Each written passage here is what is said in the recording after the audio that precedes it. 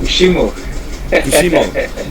Is that Japanese? Yeah. Good evening. What's up, bro? What's I'm up? good. I'm good. Wagwan. Yeah. Wagwan, my brother. How you doing, man? I'm good, bro. I'm excited, man. I'm excited. So, uh, Cool. I had a little bit of a technical difficulty beforehand. My YouTube channel, somebody hacked it and deleted all my videos. So, Bro, and that's crazy. yeah, I was telling Fian, yeah, before I had another YouTube channel that scaled up pretty quickly, and then I got canceled from that YouTube channel. So I created another one, and then yeah, I just now basically they deleted all my files, all my videos. So but luckily I have everything on Spotify and I have a backup. But I don't know if I'm gonna re-upload stuff because it's not as pertinent as it was, last year. It's unfortunate, but just want to let you guys know that a little bit. Some of the bottlenecks that you face, when you're in this game. But yo, Fian, what's up, man? Did you email everybody? Yep, I did. Let's I wait. sent the email. So let's wait maybe 3 minutes, I guess. Yeah. Hey, do we Because need to take notes in this, or will notes be given out like later, or we shouldn't Uh, really worry about it? you should not for the first class. Not for the first class. Okay, It's mainly cool. more just walking through the basics. Gotcha. Um, so we're waiting on Emmanuel now, trying to see mhm. what is up with him. Is it you texted him now, yeah? Yes, I did. Me call him. Yeah. Just call him real quick and let's see. Let's see. Welcome. I think we got somebody new. Who is that? Welcome everybody. I think Alalade.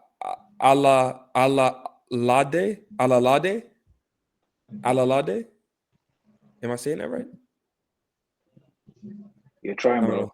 I think they're on mute. I don't know if they can. Alalade. Hi, good evening. What's up? My brother? Wagwan. Where you from? Yeah, I'm from Nigeria. Nigerian. Okay, nice to meet you, man. Nice to meet you. For sure. Yeah, let's see. We're waiting right now on the first instructor. Here we go. What's up, Jerome? What's up? Wagwan.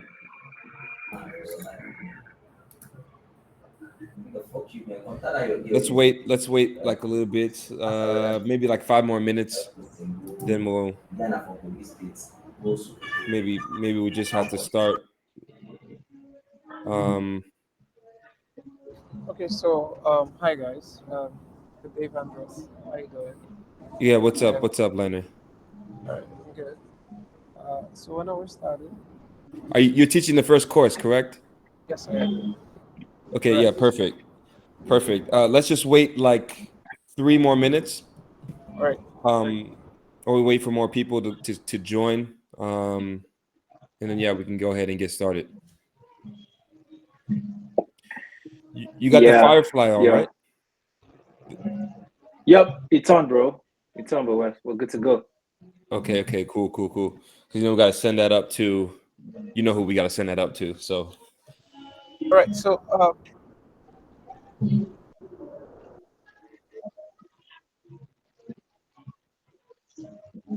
okay, Nice. yeah, it's fine, That's okay, bro. Nice. all right. So no before we worries. start, maybe we could just go through some introduction to while away the 3 minutes before we get into what's your background. Um, Yeah, what do you think?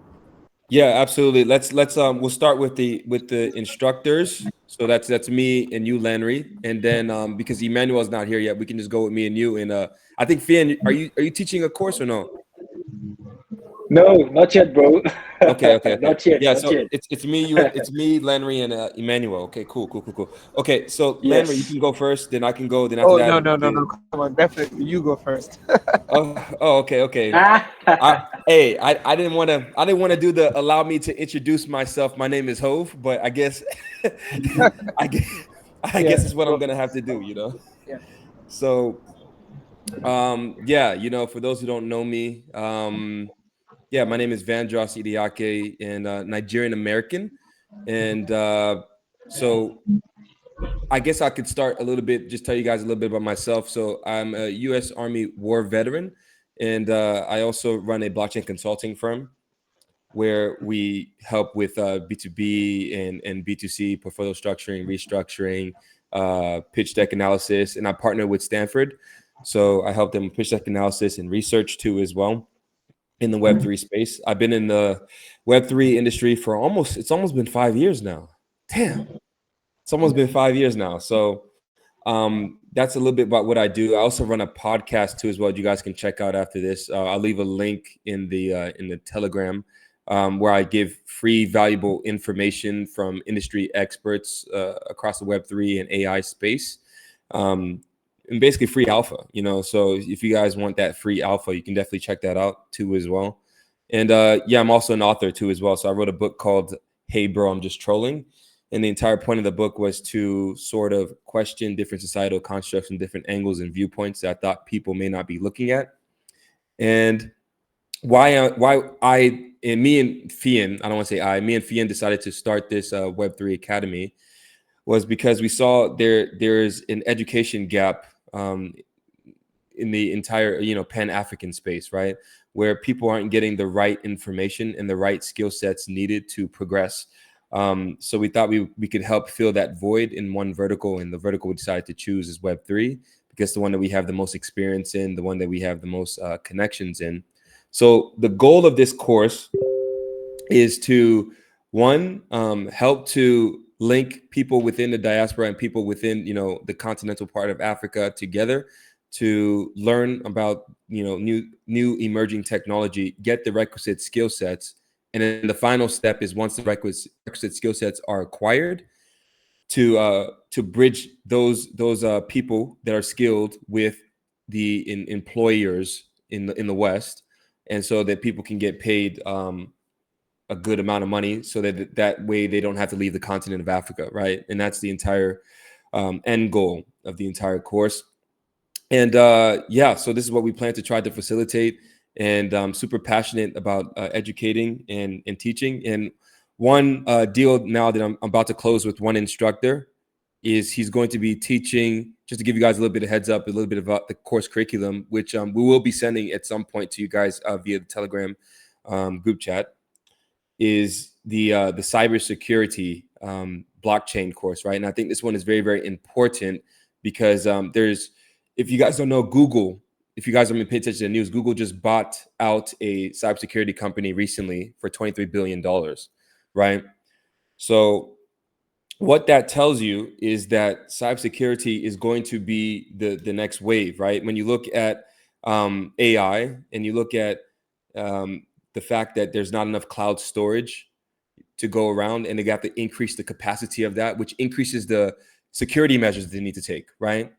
So cybersecurity in every facet, every different vertical is going to be affected, along with the exponential growth phase of technological advancement in Web3 too as well. So I don't want to make this too long of an intro, but basically that's one course that I really want you guys to focus on. And yeah, but that one won't be part of the free sessions of the courses that we have, because we're going to give a lot of free courses. Me, Manuel, Landry, we're going to be teaching a lot of free courses so you guys can get a little bit of a taste of what to expect. And the idea is to go for 1 hour, 2 times a week, and to basically give you guys, bootstrap you guys with the requisite amount of knowledge so you guys can get a little baseline of what to expect before we get into the technical aspects of where you actually need those tech skills, and you could facilitate those tech skills and transfer those into the actual working environment, and also even build your own project too as well. So that's what we want to equip you guys with. So yeah, that's basically super long intro. Just wanted to get you guys a little bit of a gist of who I am, why I'm passionate about this. I love this space a lot.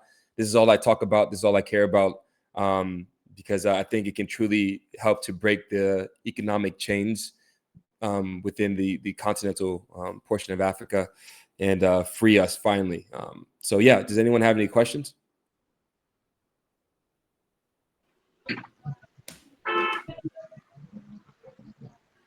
No questions? Okay. So I think we can take questions after the class. Larry can go next, and then we should start because we are Yeah. 30 minutes into the class already. Yeah. So Larry, Yeah. you can go.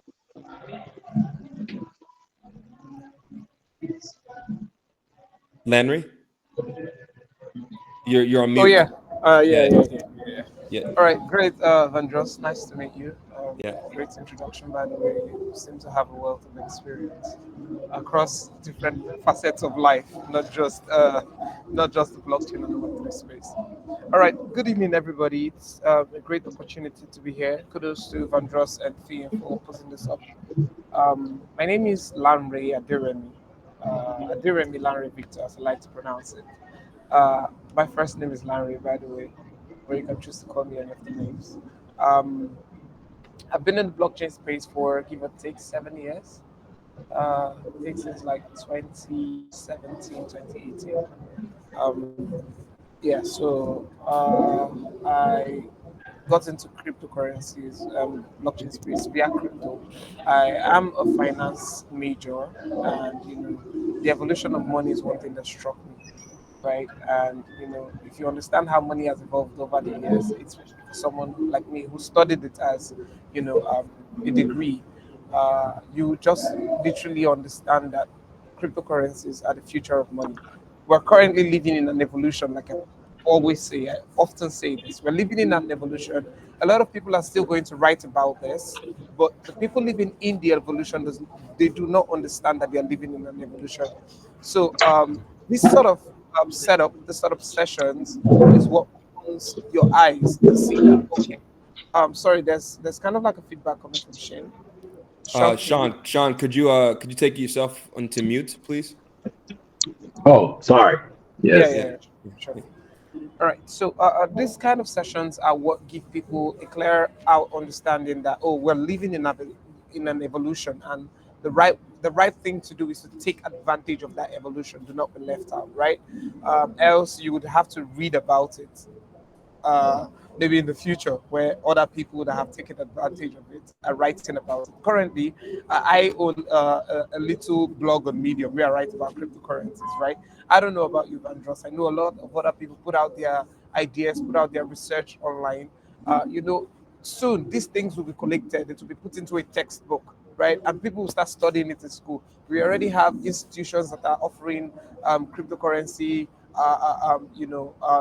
knowledge, blockchain knowledge. What Helicode is trying to do right now is something that this is just the beginning, right? In the future, it could get blown out into a full blown out university, online university, a digital school, and ed tech that offers certifications and all that, right? So I believe that's where the future is, and I understand that I am currently living in an evolution, and that's the reason why I got into it. Now, apart from blockchain and Web3. Okay, I've had experiences, of course, building multiple blockchain startups here in Africa. I've worked for the likes of Roku, the likes of Boundless Pay, the likes of Ivory Pay. These are all beautiful startups that have, integrated blockchain technology into their day-to-day activities to leverage blockchain technology to provide solutions, real-world solutions to real-world problems, right? So I have experiences in that. Apart from that, I am also a digital marketer.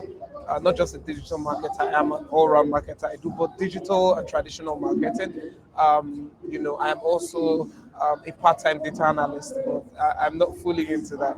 So basically, yeah, I do a lot around the Web3 and the crypto space. And, that's the kind of experiences I have. And one thing, like I said, has interested me is not just the technology, it's just the fact that, believing in an evolution, I like to try new things. That's who I am personally, right? Yeah, so that's basically all about me. I own a startup. I own a startup, Ascendis. Ascendis is a social fi. If you're in the Web3 space, you know what a social fi is. If you're not, a social fi is a social network that integrates cryptocurrencies and blockchain inside for reward systems, right? It's currently less than 8 months old since we launched. We've gathered over 230 users. Great feat. Little by little, we're getting users. Yeah, so that's pretty much about me. Yeah, I think we can go from here on out. You're muted. You're muted. You're muted, Vendros. Yeah, so perfect. We can go ahead and we can go ahead and start. Seems we got it. If it's possible, can you guys all put your sound on mute if you're not talking? Would be great if you could all put your sounds on mute. But yeah, so we can go ahead and start then. So Landry, you can go ahead and help to facilitate then the first introduction course. Yeah.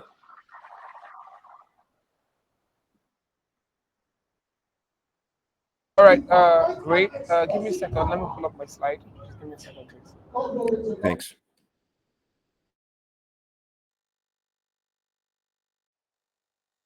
And please, guys, if you have any questions, feel free to interject in between. But yeah, thank you guys for your patience. And please, again, the sound, if you could, just sound etiquette. If you're not talking, just put your sound on mute. And thank you.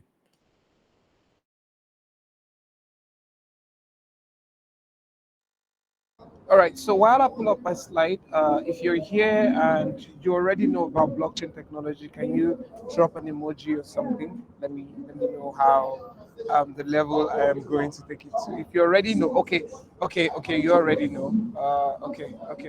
Okay. Um, all right. See, that's two. That's three. That's four. That's five.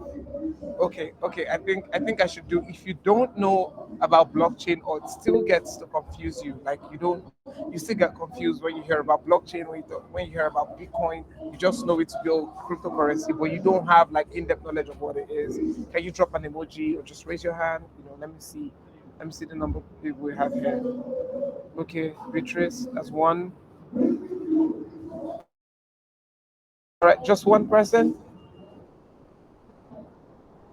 Uh, oh, you don't have any idea of blockchain, or maybe you have an idea, but you really don't understand it. Is it just one person? Okay. So, Beatrice, this class is basically for you. So, pay attention because I will be interacting mostly with you. All right. Give me a second. Yeah. You're my only student here right now. I think everybody is a student, right? But I think Yeah. this.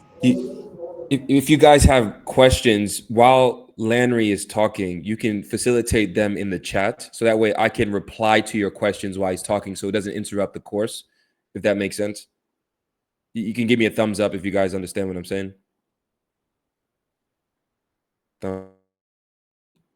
Thank you. Appreciate it, guys. Thanks.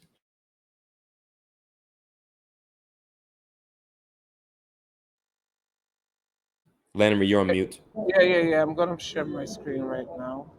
Give me a second.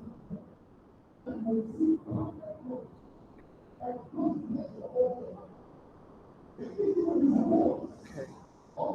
Please confirm if you can see my screen.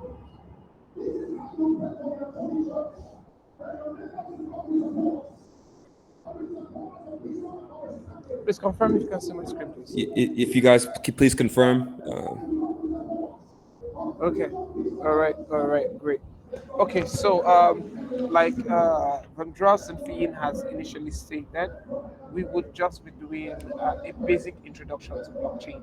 I know a lot of us understand blockchain to be a decentralized ledger technology, with the whole big English and grammar and all of that. So what I specialize in, or what I really like about the way I introduce blockchain, is I try to bring it down to the basics. The entirety of blockchain technology.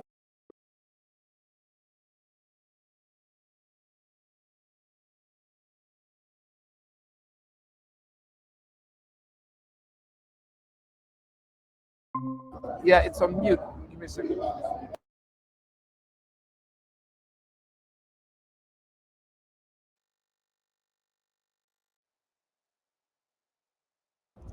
All right. Sorry. I think that noise was coming from my own end. I'm trying Oh, to. okay. Yeah. I can hear it. Yeah, it's your background noise. Can you turn off Yeah. your TV? Oh, No, give me a second. yeah. Yeah, sorry about that, guys. I think someone else just joined in that's new.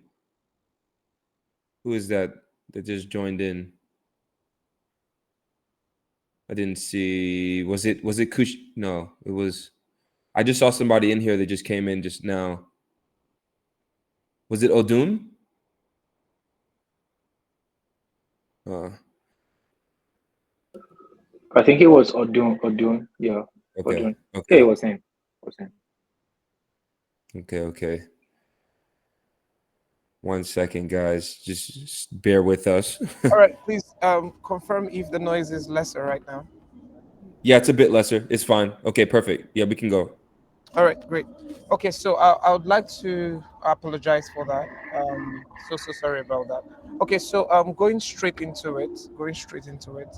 Like I said, blockchain technology is basically about record keeping, right? The entirety of decentralized ledgers, P2P, it's just record keeping. So first of all, I'll try to use an example that I like to use whenever I'm explaining blockchain technology. So how many of us like have been to, okay, I mean, a lot of us have been through school, right? And there's one popular thing that they do in school, apart from school, in other organizations as well, where they take attendance, right?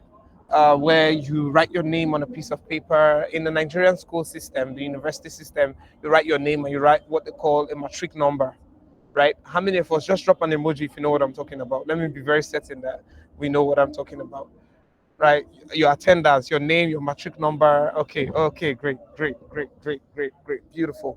All right, so the attendance basically, right? You write the attendance, you fill it out. Most of the times you use foolscap sheets. For those who have gone to the Nigerian universities, you understand what I'm saying. You use the foolscap sheet, and sometimes one sheet is not enough, so you end up tearing multiple sheets, right?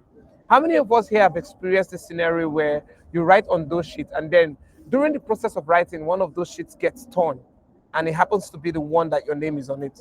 Or even if your name is not on it, but you've noticed, like during those times, one of those times, you wrote on an attendance and one of the sheets got torn. Can you drop an emoji if you've experienced that before?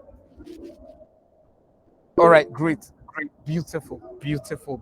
Thank you very much. So now imagine if now explaining blockchain, imagine if those sheets could not be destroyed, right? Imagine writing, okay, just imagine that each of those sheets can only take 20 names. This is your imagination, that each of those sheets can only take 20 names for the sheets to get full, right? Which means for a class of 100 people, you need 5 sheets, right?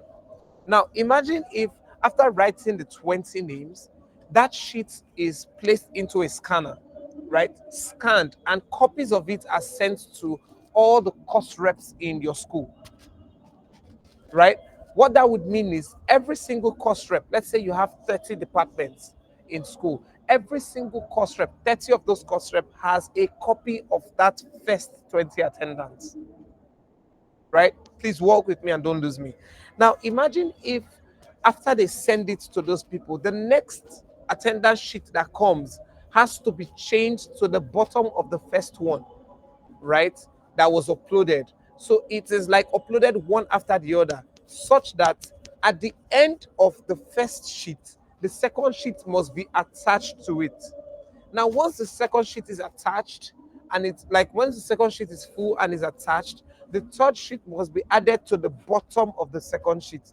That is the most basic explanation of how blockchain works.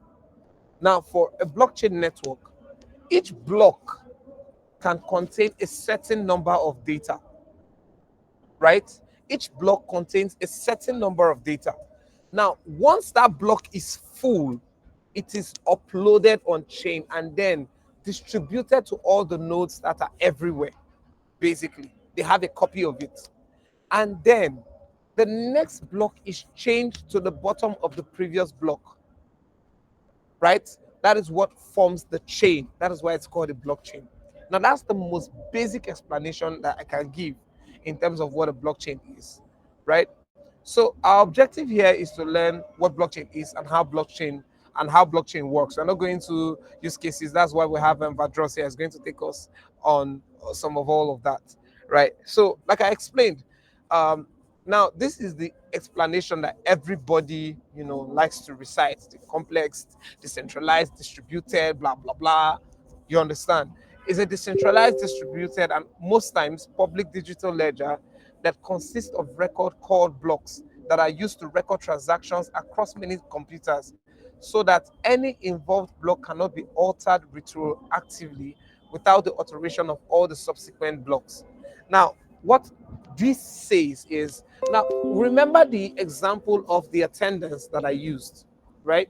Now, that attendance that has been uploaded, scanned, and sent to 30 different course reps, you cannot change anything on that attendance anymore because every course rep now has a copy of it. For you to want to change something, even if you carry the piece of paper and change it on one, how will you change it across the entire course rep, the number of course reps that already has a copy of it? So what that means is already that particular attendance sheet cannot be altered. It cannot be edited anymore. If you want to destroy it, you would have to destroy all the attendance that are in the hands of all the course reps. And we both know that that may be very, very impossible, because how many of them do you have access to? Now, considering the fact that these course reps are now scattered all over the globe, they are not 30, they are like in hundreds of thousands, right? That's why it's telling you right now that it's used to record transaction across many computers, that so that any involved block cannot be altered retroactively without the alteration of all the subsequent block.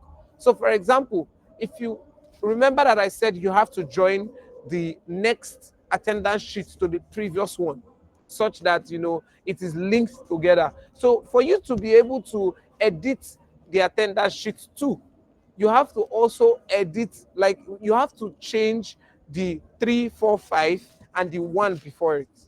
So, and that is practically impossible.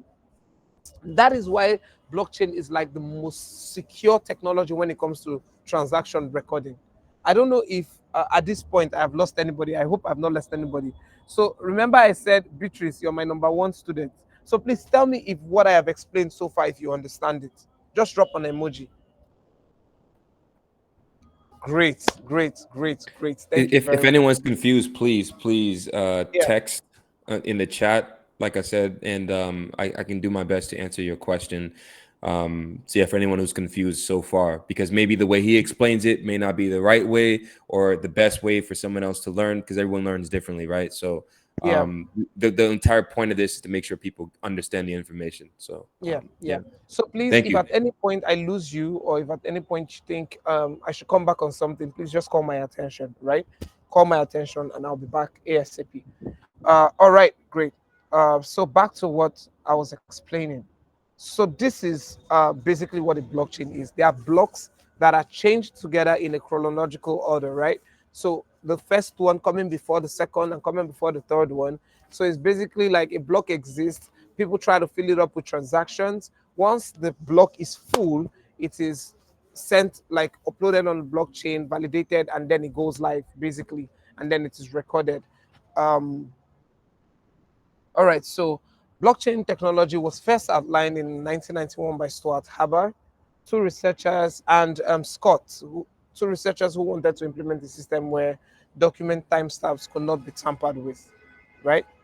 Um, so this is how a distributed ledger works. Remember, I talked about sharing out the attendance across different cost reps. That's the example I used. Yeah. So this is what a distributed ledger looks like. So, for example, in the banking system operates a centralized ledger, such that every single transaction in the banking system is put on a particular ledger that is only seen by themselves, right?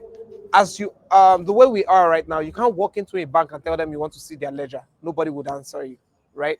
So for a blockchain, it is more like an open ledger system.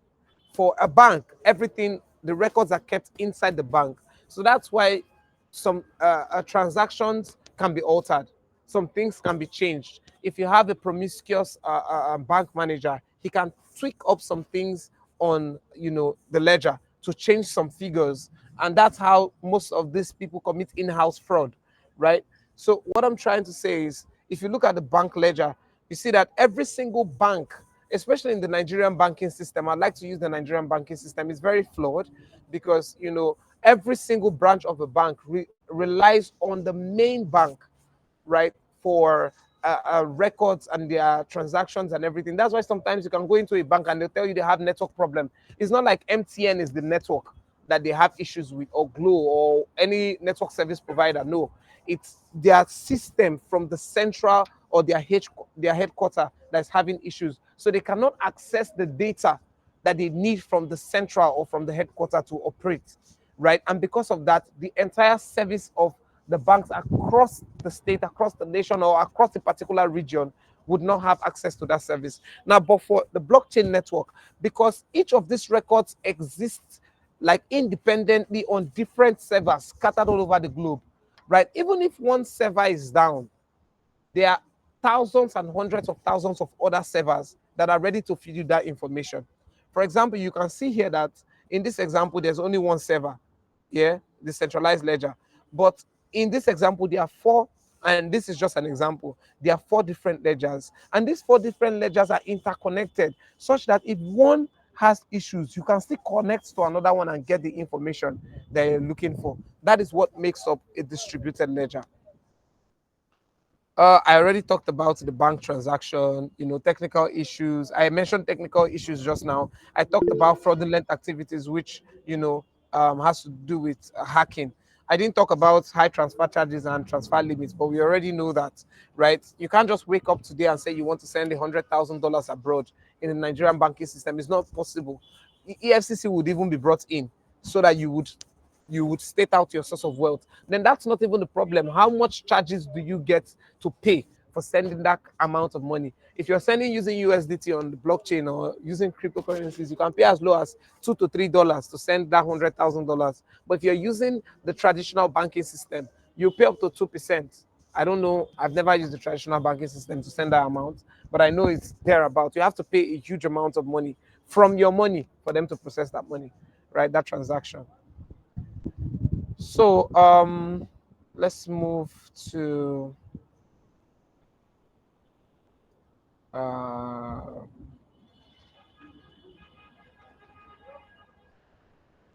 okay. So let's move to blockchain security because this is still part of how it works, right? So because of the fact that the blockchain is like distributed ledger, like I said, distributed across a lot of people across different geographical locations, it is immune to counterfeiting. So if you're talking about fiat now, for example, you know for a fact that with fiat you can have fake currencies. We see that a lot in Nigeria. I don't know if it's the same in the US or in the UK, but in Nigeria there are lots of counterfeit currency. That's one of the problems of the traditional finance system. And then the blockchain network, blockchain technology does not require a central authority because the technology, like I said, is distributed, and that's the reason why cryptocurrencies thrive on it, right? It thrives a lot on blockchain technology, and then it's protected by strong and complex encryption algorithm. Now, once a data has been recorded inside the blockchain, it becomes impossible. It's almost impossible to change it. It's they say almost impossible, but the chances of possibility are very, very slim. So it's like me, I usually just call it impossible to change or to edit, right? It's just the way it is. Once it's recorded in a block, once that block is now live on the blockchain, it's impossible to alter that particular transaction again. And that's the reason why if you send cryptocurrency to a wrong address, or you send cryptocurrency, or you perform a particular transaction on the blockchain and it's successful, there's nothing like you are recording that transaction, or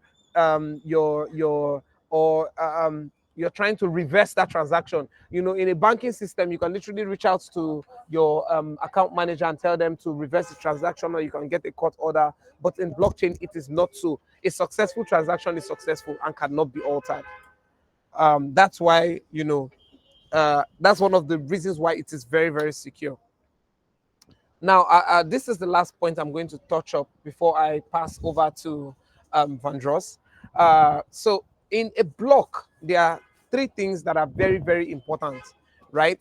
There's the data, which in this case is, if we use the example of the attendance that we talked about initially, that's like the data that is inside the block. The names and matric number, everything that is contained inside that particular block is the data, right? And then there's and then there's what do they call it, the hash, right? The hash is like the transaction ID of that particular block, right? So every block of a blockchain has a transaction ID, that is called a hash, right? And each hash, it contains a small amount. The hash contains the ID of the previous block and the current block. So if you look at it, you'll see that on this my slide here, it has the data, it has the hash. This hash here is the current block transaction ID, and this one is the hash of the block that went before it. So that's how each particular block is identified. If a new block is created, it is attached to the one that was created before it, the last block that was created before that particular block. So those are like the attributes of a block in a blockchain transaction. Yeah. So the data consists of the transaction ID, like I said, the transaction itself. So here you can see an example of the from, the to, the amount. It also contains the time of the transaction and all of that. Then the hash is like I said, the transaction ID that identifies each block, right? And also the hash of the previous block, from the hash from the previous block is also another thing that you can see on a blockchain, on a block in a blockchain.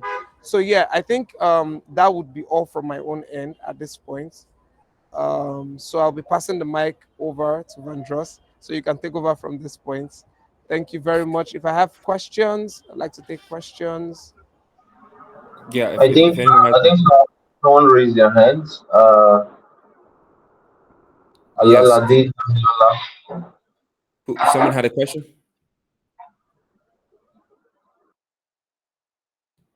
Okay, Any so questions? do I have any question? Beatrice, you're my number one student, so I would like to know if you understood everything I said or if you have any questions. No, I don't. I don't have any questions for now. Okay, so another thing Okay, I so wanted to add. another thing I wanted to add. Oh, can you put on Can mute, you Beatrice? put on mute? Yeah, there we go. Yeah, so a couple things that I wanted to add to as well is, how did we get here to this point? And this is something that next week when I have my course is when I'm going to be breaking this down a little bit more in detail as to how did the technology get to this point? Why are we at where we're at? How does this connect with money and this sort of synergy between money and technology? What are the advantages and disadvantages? Why is it better than the previous model or the current model that we have right now? What benefits does it give to you, and how does it empower people financially? So this is things that we're going to get into. We're going to talk a little bit more too about the differences and nuances between Web 1, Web 2, and Web 3, because it's very important. Web 3 meaning what we're talking about currently right now, which is the blockchain and the fundamentals and the aspects of that, right? So Web 1 was where we got to the first stage of the internet, where we were only able to read databases, right? And so there was not an ability to transfer data and information from one person to another. And then Web 2 changed that with email, social media, right? The early stages of MySpace and et cetera. They came along and changed that to where blogging and et cetera, right? Where we could actually publish data and transact information between one another. So this sort of decentralized the information channels, right? And Web 3 is taking that, read write element, right? Because now we can read and communicate back and forth one another. So we first were able to read with Web 1, Web 2 we were able to read and write, and then Web 3 is adding that extra element of owning our intellectual property, right? And this is super important, right? This is especially something that's a little bit foreign to, I think, a lot of the people within the Pan-African community is ownership and the importance of that, right? If you don't own it, then it's not yours. So when you post a piece of data or metadata, when you post a piece of data or metadata, let's say on Instagram or whatever, the issue is that you're posting it onto a platform that somebody owns with a CEO, right? And so that person then decides if they want to cut you off at any point in time, right? Or that system that they have in place decides that, right? And the differences and nuances between that system versus the Web3 system is that the underlying infrastructure is decentralized. So everybody partakes and owns a piece of that network, right? Of the underlying infrastructure, right?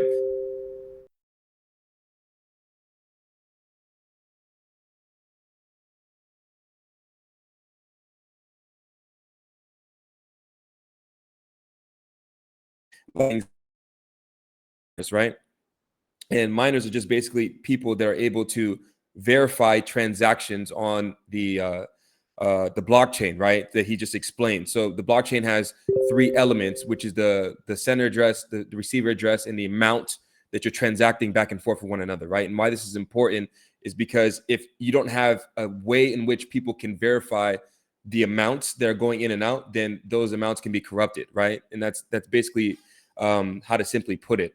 And so this is where we're transitioning to, is where the people own the underlying infrastructure, right? And everyone can partake in the ownership of the underlying infrastructure, right? And everyone can have in-transit visibility of the underlying infrastructure, right?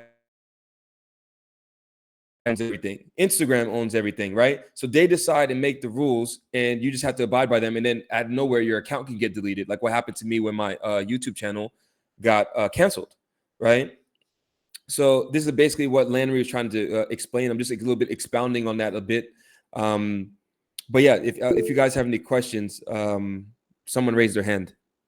You can go ahead and speak.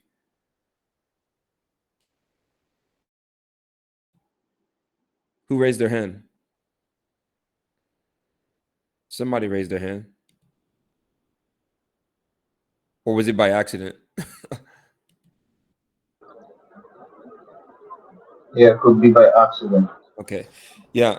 So yeah, that's basically it for this portion of the course for today. But just wanted to give you guys a little bit of a breakdown of all this stuff, because yeah, we're getting into the blockchain, but as we continue to progress with these courses that we're giving out for free, we want to break down what happened before we got to this point. Why are we here? What problem is it actually solving?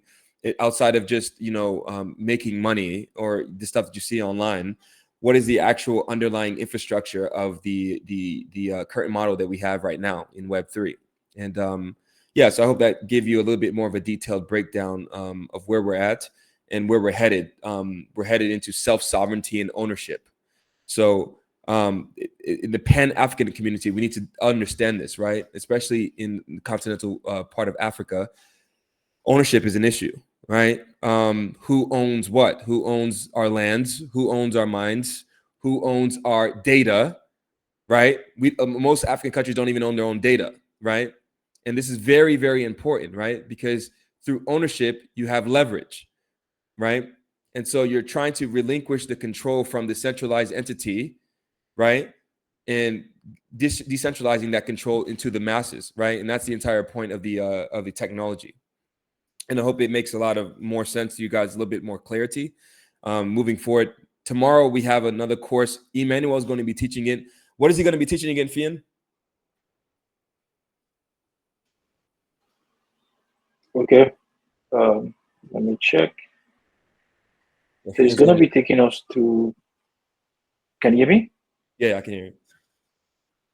So he's going to be taking us through blockchain architecture, consensus algorithms, types of blockchains, key components of blockchain, cryptocurrencies and blockchain, smart contracts, and yeah, I think that's all. Okay, so perfect. It's more like so I will be going very much deeper in blockchain. Okay, yeah, perfect. And then next week is when I'm gonna go in and really tie it all together and why it ties into the financial system, so you guys can have a little bit deeper understanding. Yes. Because a lot of people don't even understand what money is, right? And if you don't understand what money is, you can't really understand Bitcoin or cryptocurrency. It's not gonna make any sense to you. It's gonna sound kind of foreign and kind of like a scam or a Ponzi scheme or something like that, right? So when you understand what money is and the deep-rooted nature of what it actually is, that the game that we're playing, it gives you a better broader macro perspective on the entire landscape of what you need to do moving forward. So yeah, if you guys don't have any questions, that's pretty much it. That's all I got. Any questions from you guys? We're going to keep this conversation going in the Telegram.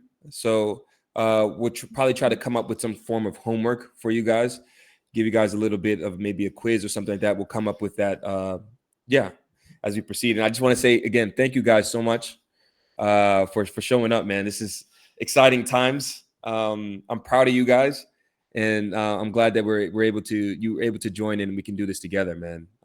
Yeah. Yep, let's fucking go, bro. Yeah, let's go. Yeah, and we're only doing it an hour every single day, guys, because 2 days out of the week, because we want to make this quick. We don't want to make it too dry, and we want to get the pertinent pieces of information and not give you guys all this